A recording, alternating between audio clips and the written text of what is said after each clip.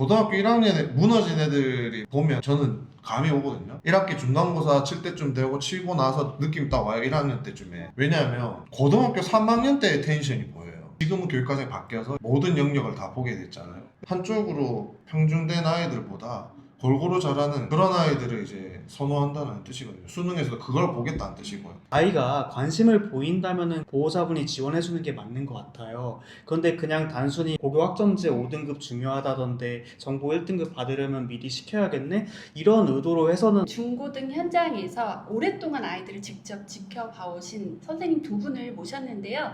현장에서 보면요, 신기하게도 이 티가 나는 아이들이 있다고 해요. 가정에서 어떻게 자랐는지 또 유초등을 어떻게 보냈는지가 그대로 보인다는 거죠. 작가님 안녕하세요. 안녕하세요. 네. 안녕하십니까. 경기도교육청 10년차 윤리교사 박신몽입니다. 이 책에서는 인문 파트를 맡았습니다. 안녕하세요. 저는 경기도 고등학교에서 아이들 정보교과를 가르치고 있는 이청현이라고 합니다. 이번에 IT 분야 내용을 집필했습니다. 교과 담당 교사를 찾아오는 아이도 있고 또는 담임 교사를 찾아오는 아이도 있는데 어느 때 그렇게 느끼냐면은 학생들이 부탁을 할 때가 있어요. 여러 가지 질문들이나 부탁을 할 때 정중한 형태로 말하는 친구들이 있고 해줘 이런 느낌으로 말하는 친구들도 있어요. 물론 이제 해줘 이렇게 말한다고 해서 제가 뭐 그런 걸 외면하진 않아요. 왜냐면 어린 학생이고 배우는 단계니까 최대한 노력을 하는데 그래도 이제 부탁을 받는 입장에서 교사도 사람이잖아요. 정중하게 부탁하는 친구들 보호자분들이 참 가정교육을 잘 시키셨구나 이런 느낌을 많이 받습니다. 인간관계를 되게 잘하는 애들인 것 같아요. 선생님과의 인간관계. 아까 말씀하셨지만 그것뿐만 아니라 친구들 사이에서도 인간관계 잘하고 그러니까 다 아우르면서도 막 갈등이 있을 때 해결도 하고 이런 아이들. 근데 그건 공부를 잘하고 못하고의 문제는 아니거든요. 특징이 뭘까? 전 사실 일단 담임을 하면 부모님에 대해서 하나도 안 물어봐요. 학생들이 저한테 얘기를 하지 않는 이상은 절대 안 물어보거든요. 뭐 그냥 이제 자연스럽게 나중에 알게 되거든요. 그러면 보면은 한결같이 아이들이 직업 유무를 떠나서 되게 든든하게 지지해 주시고 뿌리 깊은 나무처럼 이렇게 든든한 그런 분들이 많거든요. 믿어주고 고1 때랑 고3의 모습은 좀 다르긴 한데 고등학교 3학년쯤 되는 애들 보면 아, 나보다 더 낫구나. 나보다 더 인성적으로 훌륭하구나. 배울 게 있다. 네, 배울 게 있구나. 그런 아이들도 있거든요. 그래서 그런 걸 보면서 아 되게 가정교육이 중요하구나. 중학교에도 계실 때도 있고 또 고등학교에 계실 때도 있잖아요. 고등학교 가서 역전을 하는 아이들도 있나요? 네, 네, 있어요. 있습니다. 정말요? 네. 그런 아이들에게서 보신 어떤 공통점이 있는지 궁금해요. 일단 저 같은 경우에는 학생들이 좀 학원을 다니지 않는 정보 과목을 담당하고 있어요. 선행이라던가 이런 걸 하고 오는 친구가 굉장히 적은 편인데 노베이스에서 어떻게 보면 아이들끼리 이렇게 대결을 하는 거죠. 처음에 많이 막히더라도 아이들이 딱 두 가지로 갈려요. 포기하지 않고 계속 하거나 이 과목은 나랑 맞지 않는 것 같아 하고 포기하거나 아이들이 끝까지 포기하지 않고 제가 가르쳐주는 뭐 프로그래밍 실습의 원리를 이해하고 시도하고 노력하는 학생들이 나중 가면은 처음에는 좀 비슷한 위치인데 저 멀리 이렇게 실력이 올라가 있는 그런 현상들을 볼 수 있었습니다. 그게 궁금하네요. 그 친구들 다른 교과도 비슷한 성적을 보이는지. 다른 교과에서도 비슷하게 성적이 오르더라고요. 제가 담임 맡았을 때 뭐 개인정보라 자세히는 말할 수 없지만 전체적인 과목에서 크게 성적 향상이 이루어진 친구가 있어서 이렇게 공부해야 성적이 오르는구나 교사 입장에서도 많이 배웠습니다. 사실은 되게 많은 아이들이 뒤집히진 않고요. 그렇진 않아요, 사실. 그런데 이제 중학교 때 잘하던 아이가 무너지는 경우는 좀 있죠. 왜냐하면 고등학교가 난이도도 많이 올라가고 공부 양도 많아지니까 인간 자체가 재능이 다 비슷하다고 생각하거든요. 그러니까 지능도 뭐 IQ 100에서 뭐 150 사이 대부분이 그렇고 키도 남자로 치면 160에서 190 사이 이 정도고 그러니까 편차가 크지 않단 말이죠. 결국은 이제 부모님이 정서적인 지원 믿어주고 이런 게 되게 중요하고 또 교과적으로 지식적으로 살짝 얘기를 하면 요 책에 이제 다룬 것처럼 네. 잡다한 걸 되게 많이 하는데 성적이 안 나오는 애들이 있어요. 오, 고등학교 가서 마음 먹고 딱 하면 팍 올라가거든요. 정말요? 네, 그런 애들이 보면 중학교 때 뭐 했냐 이러면 아무거나 막 관심을 가지면서 이것저것 관심이. 네, 막 이렇게 한 거예요. 항상 이제 애들한테도 얘기하는 게 공부해야겠다 하고 앉아서 하면 나도 못한다. 그러니까 이게 그냥 조금씩 습득하도록 해라. 이게 저희가 그래서 이 책에서도 그렇게 했거든요. 그래서 보면 주제가 기본 지식부터 쭉 연결해서 쓴 게 아니라 툭 툭 툭 이렇게 있거든요. 인문도 뭐 갑자기 행복 얘기했다가 갑자기 종교 얘기했다가 근데 그런 식으로 잡다한 거 많이 알던 애들이 마음을 딱 먹으면은 그게 결국 아까 얘기했던 태도죠. 툭툭툭 여기저기서 막 많은 것들을 관심 있고 흥미 있게 배웠던 것들이 뭔가 배경 지식이 될 거라는 생각이 들어요. 그죠? 네, 그렇게 맞습니다. 그렇게 되고 그런 것들을 이제 부모님이 조금 초등학교 때부터 크게 손댈 것도 없이 만져주면 아이들이 다 그런 걸 하거든요. 뭐 궁금한 게 있으면 찾아보고 이게 막 산재되어 있는데 고등학교 가서는 그걸 이제 좀 체계적으로 링크 연결만 해주면은 퍼즐이 갖다 붙듯이 탁 붙으면 애들이 갑자기 성적이 확 오르는 그런 애들이 종종 있죠.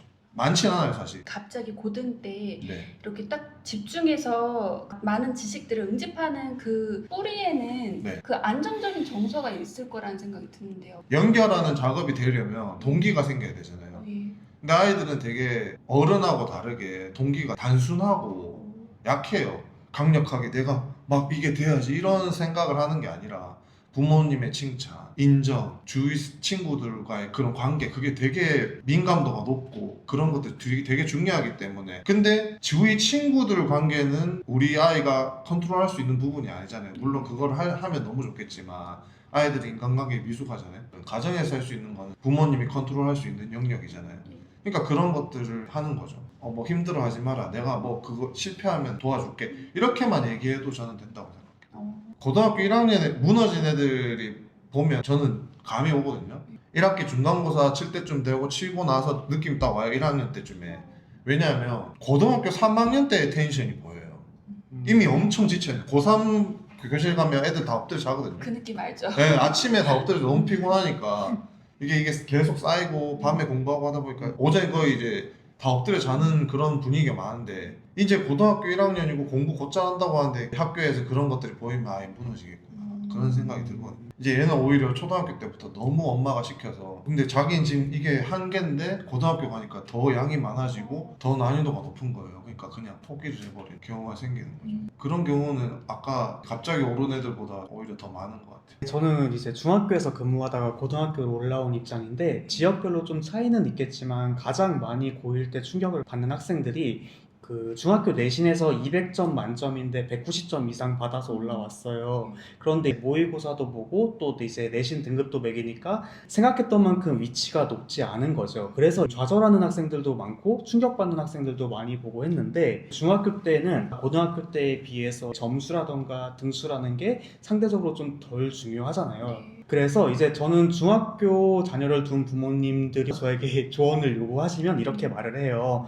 중학교 때 너무 성취도 등급 A 그런 것에 목매지 말고 스스로 공부하고 스스로 해낼 수 있다는 경험을 쌓아줄 수 있는 기회를 많이 마련해 주시면 좋을 것 같다. 그 고등학교 때 버틸 수 있는 힘은 내가 해낼 수 있다는 어떻게 보면 근거 없는 자신감이 힘이 되기도 하거든요. 그런데 이런 자신감들은 어디서 쌓이냐면 중학교 때 내가 무언가를 해내고 성취한 경험에서 온다고 생각을 합니다. 중등에서 고등학교 오기 전에 조금이라도 공부를 해보고 목표를 달성하는 그런 기쁨을 느껴봤으면 고등학교 때 도움이 많이 될 것이다. 이렇게 말씀을 드립니다. 중등 때 꼭 A를 받는 거에 목숨을 안 걸어도 되나요? 중학교 공부가 A 받을 만큼만 공부하고 절대평가가 있고 이러다 보니까 지금 그 고등학교도 그 외국어 영역이 그렇거든요. 영어가 절대평가라 가지고 그만큼만 공부한다 해놓고 수능에서 어렵게 되니까 이제 1등 못 받아가지고 난리가 나요. 근데 그게 얼마나 웃기는 일이에요. 네. 공부에 이렇게만 그 효율을 자꾸 따지다 보면은 나중에 가면은 무너집니다. 저도 중학교 때 사춘기 때 보면 보통 비교를 되게 많이 하거든요. 비교를 하다 보면은 완연하게 드러나는 비교가 성적이거든요. 성적은 점수가 있으니까요. 그러니까 그런 것들을 이제 비교하다 보면은 그거 성적을 좀 상대적으로 잘 받은 애는 내가 되게 대단한 것 같이 느끼는 경우도 있고 또 상대적으로 덜 받은 애는 내가 되게 못난 것 같이 느낄 수도 있는데 그런 건 중요한 게 아니다. 이제 결국은 이제 계속 만들어 나가는 거기 때문에 이제 A를 많이 받으면 좋습니다. 당연히 기분도 좋고 또 성적표에 A 찍혀 있으면은 네. 모두가 행복하죠. 엄마의 그런데 자랑이기도 하고. 예, 요즘 이제 SNS나 이런 곳에 자식의 성적표를 찍어 올리시는 분도 중학교 때 A를 많이 네. 받았다 이런 식으로 올리시더라고요. 그래서 저는 일단 받으면 좋다고 생각을 하는데, 그런데 이게 여기가 종착점이라고 생각은 하지 않았으면 좋겠어요. 이 아이가 A를 지금 받았다 하더라도 나중에 고등학교 가면은 지금 아이와 같이 A를 받은 친구들과 또 경쟁하게 되잖아요. 그렇기 때문에 단순히 A를 받았다고 해서 만족하고 좀 공부를 멈추기보다는 고등학교 때의 진짜 진검승부를 대비해서 조금 더 중학교 시절 배울 수 있는 내용들을 탄탄하게 다지고 고등학교로 올라가는 자세를 갖추시는 게 좋을 것 같고, 부모님들도 A를 받았으면 격려는 해주세요. 그런데 다음 세계가 있으니까 지금에 안주하지 말고 조금 더 나아가야 된다 이렇게 말해주시면 똑똑한 친구들은 알아서 잘 하지 않을까라는 네. 생각을 합니다. 이 책이 보면요, 굉장히 다양한 분야의 것들이 많이 들어 있는데요. 근데 지식이 한쪽으로 편중된 애들도 있고 그렇잖아요. 이제 앞으로는 좀 모든 분야를 다 잘 알고 있는 것이 굉장히 중요할 거란 생각이 드는데요. 정말 그런가요? 다양한 지식을 쌓아야 됩니다. 왜냐하면은 뭐 멀리 볼 것도 없이 수능이 이제 통합 수능으로 출제가 되기 때문에 문과 나누고 이과 나눠서 가다가 6차 교육과정까지 문과는 인문 사회를 좀 더 많이 보고 이제 자연계열을 좀 적게 보고 하다가 나중에 이제 7차 가서는 아예 과학 공부하나 수학도 막 등한시하고 이런 경우가 생기고, 그러다 보니까 이제 애들이 나가면 반쪽짜리 인간이 되는 거죠. 저도 과학 잘 모르거든요. 저 문과니까. 예. 사실 미분적분 하나도 모르겠어요. 어떻게 보면은 탓을 하는 게 아니라 네. 교육 과정 자체가 그렇게 되면서 아이들이 그렇게 만들어진 것들이 좀 아쉬운 게 있어요. 수학을 좀 더 공부하고 지금 지나고 보니까 과학도 재밌는 게 되게 많을 텐데 맞아요. 지금은 교육 과정이 바뀌어서 모든 영역을 다 보게 됐잖아요. 한쪽으로 이렇게 평준된 아이들보다 골고루 잘하는 그런 아이들을 이제 선호한다는 뜻이거든요. 수능에서도 그걸 보겠다는 뜻이고요. 그리고 사회에서도 앞으로 그러한 모든 다양한 방면을 다 아는 사람이 필요하다는 거고요. 그래서 그런 것들을 생각해 봤을 때 꼭 필요한 거라고 생각을 하고 이 책에 이제 그런 6가지 분야를 나눠서 했기 때문에 요것만 골고루 읽어 보시면 보셔도 이제 이건 거의 사실 찍먹이죠. 이걸 많이 읽으시면 저희가 시리즈로 2탄 내고 3탄 내고 그렇게 이제 하면 좋을 네. 것 같습니다. 네. 그러면 유독 아이들이 뭐 시사나 역사, 뭐 이렇게 상식이 강한 아이들 있잖아요. 상식적인 영역과 인문학적인 영역 사실 부모님이 역할이 되게 커요. 제가 과학이나 이쪽 IT나 수학 이쪽은 잘 모르는데 인문학 같은 거는 자기 생각을 얘기해야 되잖아요. 그 밥상머리에서 엄마 아빠랑 이제 그런 얘기를 하는 거죠. 평소 대화. 대화를 되게 단순한 현상도 엄마 아빠가 질문을 하면서 이야기하는 습관을 들이면 아이들이 그러한 것들에 대해서 이제 생각을 해보는 기회를 계속 만들면 정립이 되는 거죠. 엄마랑 딸이 길을 가다가 산책 나온 강아지를 봤어요. 강아지 예쁘네 하고 그냥 우리 안녕하고 들어가고 그냥 끝이 아니라 얘기하다 보면은 뭐 이거 무슨 종이에요 막 이렇게 얘기하잖아요. 그럼 뭐 푸들이다. 엄마가 던지는 거죠. 근데 푸드 있고 아까 진돗개가 봤는데 왜 사람들은 품종을 그렇게 중요하게 생각할까? 왜 물어볼까? 이렇게 얘기하면서 이제 계속 이야기를 하는 거예요. 유전학적으로 얘기를 할 수도 있고 동물 권리나 뭐 윤리적 문제나 이런 걸로 연결할 수도 있고 그런 얘기를 계속 해야 되는 거죠. 그럼 아이도 아이 생각을 하는 거 계속 그런 식으로 하다가 보면 상식이 쌓이고 인문학적인 게 쌓이고 가치 판단이 쌓이는 거죠. 그런 가치적인 거를 만들어 나가는 게 결국은 생각할 수 있는 기회가 있어야 되는 거거든요. 그러니까 엄마가 뭔가 크게 부담을 가지는 게 아니라 같이 읽으면서 네. 대화 나누는 거 너무 좋을 것 같아요. 네, 맞습니다. 주위에 그런 인문학적인 역량과 상식이 많고 고급적인 가치를 지향하는 친구들 아니면 선생님들이랑 얘기를 해보면 그런 환경에서 큰 사람들 되게 많아. 아니면 친구들이랑 했든지 아니면 부모님이랑 했든지 그런 어쨌든 그런 환경에서 그런 것들을 자주 노출해야 그런 생각을 해볼 수 있는 거죠. 입시라고 하면 초등 때는 또 굉장히 멀게 느껴지기도 하는데 우리 두 작가님께서는 그 입시를 바라보는 중등 시기가 중등 공부가 어떻다고 생각하시는지 궁금해요. TMI지만 네. 재수할 때 끝나고 서울대 경영학과 간 동생이 있어서 물어본 적이 있었어요. 너는 어떻게 그렇게 공부를 잘하냐 그냥 정말 순수하게 물어봤더니 이 친구가 얘기한 게 중학교 때 이미 자기는 완성되어 있었다는 얘기를 하더라고요. 어떤 의미냐면 중학교 때 선생님들이 가르쳐 준 거를 배우고 고등학교에서 이제 문제를 풀면서 적용했더니 중학교 때 배운 대로 하니까 그냥 잘 풀리더라.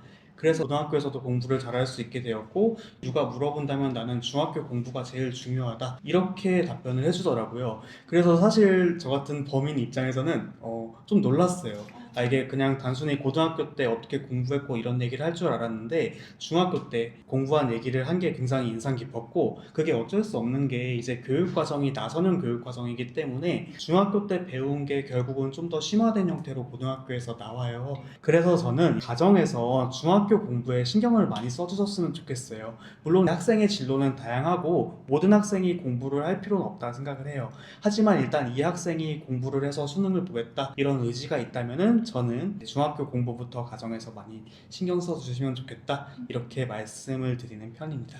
네, 그리고 이 책도 아주 좋은 내용들이 많으니까 공부를 떠나가지고 아이들이 이때는 엄청난 몰입과 습득력도 엄청 좋거든요. 아, 중등 때요? 네, 중등 고등학교보다 훨씬 더 빨리 익히고 몰입력이 엄청 강하고 근데 그런 거를 잘 생각을 해서 부모님이 대처를 하시면 좋지 않을까. 초등학교 때까지는 그런 게 별로 없는데 좋아하는 게 그때 생겨요. 취미도 그때 좋아하는 게 생기고 운동도 좋아하는 게 생기고 뭐 음악도 그렇고 그때 되게 많이 정립이 되거든요.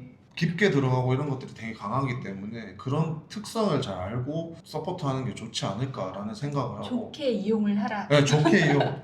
저는 이게 좀 극단적인 예인데 게임을 많이 하는 애가 있어요. 근데 그거를 너무 막 못하게 하는 것도 저는 그게 갈등 해결이 잘 안 된다고 생각하거든요. 그 원인이 뭘까를 잘 봐야 되고 회피하는 거라면 회피하지 않게끔 해주는 게 필요할 것이고 아니면 게임 그 자체에 엄청난 흥미를 가지고 있을 수도 있어요. 코딩이나 막 그런 거에 막 진짜 관심을 가져서 본질적인 거에 막 몰입을 해서 하는 경우가 있고 그렇기 때문에 그걸 잘 봐야 될 것 같고 저는 근데 그게 되게 좋다고 보거든요. 게임도 그렇게 깊게 진짜 몰입해서 하는 거 뭐 기타도 그렇게 몰입해서 치고 그런 걸 되게 좋다고 생각을 하는 게 그러한 무언가를 사랑하고 깊게 빠져본 경험이 있어야 나중에 자기가 진짜 진로를 정했을 때 비교할 수 있는 기준이 생기거든요. 중학교 시기 때 뭔가 빠져서 하는 거를 있는 그대로 받아들여주면 좋지 않을까. 그거 가지고 많이 싸우거든요.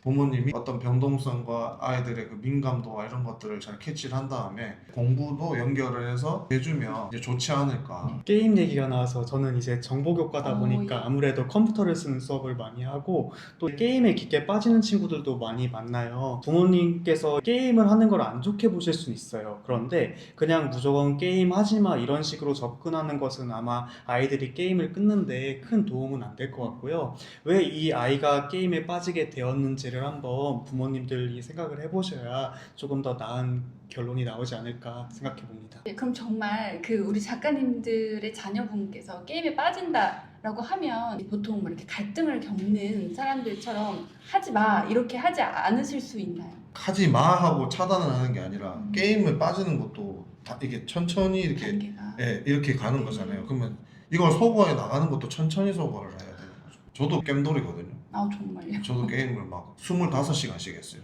잠도 안 자고 그렇게 하던 사람인데 제가 겜돌이를 대변을 잠깐 하자면 게임을 하는 게 정말 나쁜 것만 있는 게 아니에요. 사실은 별의별 사람들을 다 만나거든요. 네. 온갖 인간 군상을 다 만난단 말이죠. 채팅도 하면서 별의별 뭐 놈들이 다 있네 말이면서 네네. 그러면서 이 세상을 배우는 것도 있고 물론 그게 오락적인 거 노는 거에 치중이 되는 게 문제죠. 근데 그거를 이제 게임에 빠졌다 어떻게 하면 끊을 수 있냐 아니, 끊으려고 생각하는 것 자체가 잘못된 거예요. 제가 생각할 때는 벌써 이만큼 가 있으면은 조금씩 되돌려야 되는 거죠. 그 게임 너무 걱정되거든요. 저는 너무 안 좋은 것만 봐가지고 게임 중독된 아이 막 이러면서 뭐 금쪽이 막 이런 거 나오고 하니까 게임 중독되면 굉장히 이 아이는 인생이 끝인 것 같고 방법이 없을 것 같고 뭐 이런 생각이 드니까 아직 게임을 빠지지도 않은 애한테 미래 걱정을 하고 있는 엄마 입장이라서 저 같은 경우에도 박시몽 선생님처럼 겜돌이였거든요. 정말 게임 없이는 못 사는 정말요? 그런 좀 나이 들면서 같이 게임하던 친구들이 하나씩 사라져 가더라고요. 그 어떤 의미냐면 이제 게임보다 더 재미있는 게 생긴 경우에 게임을 그만두는 경우가 많더라고요. 친구들이 뭐 헬스가 될 수도 있고 축구가 될 수도 있고 또 다양한 그런 것들이 될 수 있는데 그냥 단순히 게임 하지마 아까 또 말씀드렸지만 이거는 좀 힘들 거예요. 말씀하셨듯이 이제 점진적으로 좀 줄여가는 게 맞는데 그 점진적으로 줄여나가기 위해서 가장 좋은 거는 게임만큼 재미있는 일들이 이 친구의 삶에 생겨나야겠죠. 부모님들은 뭘 원하냐면은요, 학원 가서 다 공부하고 집에 와서 책 읽으면서 노는 걸 원해요. 누가 그렇게 하냐고요. 누가. 아무도 그렇게 안 합니다. 네. 그리고 이제 보통은 유튜브를 보거나 게임을 한단 말이죠. 그럼 그만큼 했으면 그런 것도 보장을 해줘야 되고 어떤 숨구멍을 만들어줘야 된다고 생각을 하고, 정말 너무 깊게 빠져 있으면은 공부고 뭐고 그냥 그게 너무 심하다. 그럼 아까 선생님 말씀하신 것처럼 다른 부모님이 정말 노력을 해서 다른 거에 관심을 가지고 하게끔 이만큼 하던 거를 좀 이게 줄잖아요. 그 흥미가 떨어져요. 맞죠? 네, 왜냐하면은 게임이 계속 그렇게 만들어요. 계속 그 텐션을 잡고 가게끔 만들어요. 거기에 그 시간을 계속 투자하게끔 만들거든요. 근데 그거를 내가 어떻게 하다 보니까 부모님하고 시간 보내다가 이만큼 못했어요. 그러면 이걸 따라가는 게 되게 힘들거든요. 그만큼 못한 시간만큼 하고 따라가야 돼요. 근데 그거를 계속 이렇게 해주면은 자연스럽게 그냥 격차도 많이 벌어졌고 그냥 안 할래 이렇게 되거든요. 네. 게임돌이라서 해줄 수 있는 만큼. 몰랐던 세계라서 굉장히 흥미 있게 들었습니다. 초등부터 신문을 읽는 게 어떻다고 생각하시는지, 그리고 그런 습관이 중고등 성적과 어떻게 이어지는지 궁금해요. 일단은 초등학교 때 그냥 신문을 던져주고 학생한테 읽으라고 하는 건 좀 비효율적인 것 같아요. 왜 그러냐면 초등학교 때부터 이제 아이가 소화 못하는 어려운 책을 뭐 옆집 누구는 했다더라 네. 이런 식으로 이제 주게 되면은 아이는 보고 나서 내용이 이해가 가지 않아요. 그러면 이제 아이도 이제 사람이다 보니까 지적인 벽을 느끼겠죠. 그러면 어차피 책을 읽어봐도 나는 이해가 안 가네? 이러면서 오히려 쉬운 책을 읽으면 독서를 좋아하게 되고 습관할 수 있는 아이도 괜히 처음에 어려운 책을 접하고 어려운 텍스트를 접했다가 그만두게 될 수가 있어요. 그래서 중요한 것은 결국은 이제 꼭 신문이 읽어야 된다 이런 것보다도 아이 수준에 맞는 책을 잘 골라주시는 것이 좋을 것 같습니다.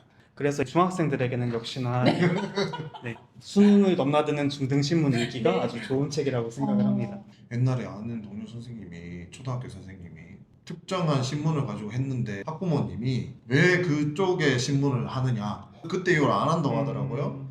그러다 보니까 아이들은 그러면 무슨 책을 읽어야 되느냐, 교과서나 학습과 관련된 책들 아니면 읽을 게 없는 거예요. 그래서 그 신문에서 저희는 그 어떤 내용적인 부분들 있잖아요, 좌나 우나 정치적인 어떤 관점이나 그런 것을 빼고 그냥 지식적인 부분, 팩트적인 부분만 뽑아서 여기에 실었거든요. 그래서 이런 지식들을 짧게 정돈돼서 읽을 수 있는 텍스트들이 많아야 되는데 그런 책들이 요새 많이 없어서 저희가 이제 작업을 한 거고, 한번 정제되고 네. 네, 그렇게 해서 나온 책이기 때문에 오히려 네. 우리 아이들이 보기 네, 더 네, 좋겠네요. 네. 중고등에서도 학부모님 뭐 전화가 많이 오나요?